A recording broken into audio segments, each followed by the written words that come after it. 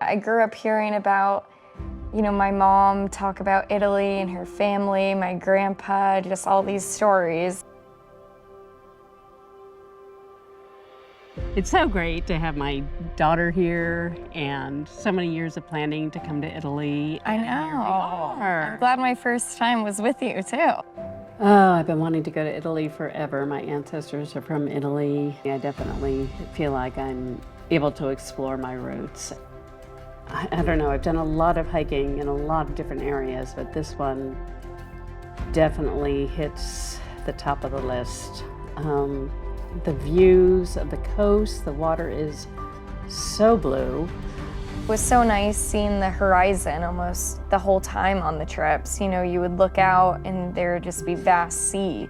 I'm from Denver, so you just don't get that on hikes out there, and so it was such a treat. Oh, the locals have been great, so friendly, and one woman literally gave me the shirt off of her back. We met a super fun fisherman who was standing by all these colorful boats.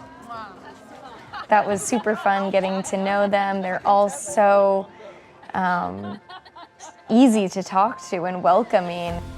It was nice that Max offers this unique trip in Cinque Terre because we were able to stay in the same place for a couple days, and it really allowed us to immerse ourselves in the culture here and, have a coffee before we went hiking every morning and stop for a drink after.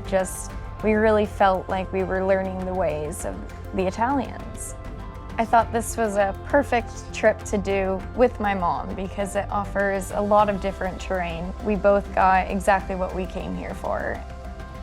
It was really special bringing Allie here with me, and to be able to share this with her has just been really special. And there's no words that can describe actually being at a place where you're from.